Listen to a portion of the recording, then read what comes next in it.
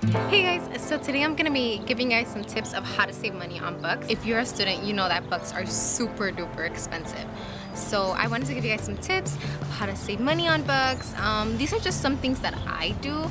I know there's so many other ways that you can save money on books. So my number one tip, and if I can give you just one piece of advice, it would be this. Don't buy your books at the bookstore.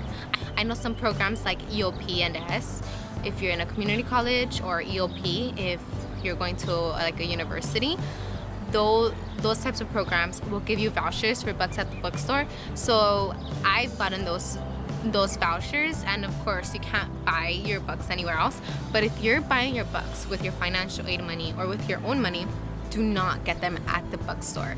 At your college bookstore, they are super expensive. I'm just gonna give you an example. I'm taking a physics class this fall. My physics book at the bookstore is $143, and that's new. For used, it's $107.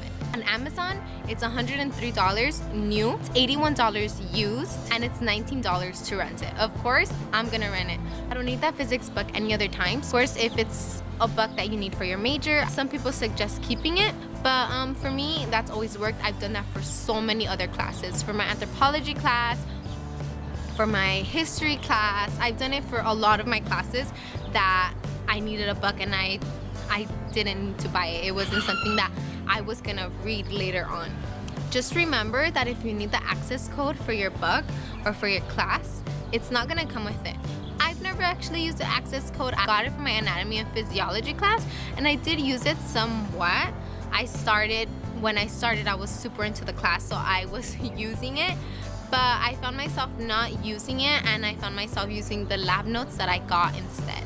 It just depends, because your teacher might assign you some assignments there.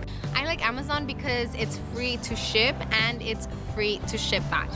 So I like that. I've actually even had to get extensions, and it wasn't that much for an extension. I believe the most that I paid for an extension was like $15, and that's not a lot compared to how much these books are. Another way to save money on books is to use Craigslist. Use Craigslist, use OfferUp. There's always people offering up or putting up their books there. But yeah, that's how I save money on books. I really hope you guys like this video. Please give it a thumbs up if you guys like it, and give me a comment of how you save money on books, and subscribe if you want more videos like this. Bye. About me and you, and I think to myself, what a wonderful world.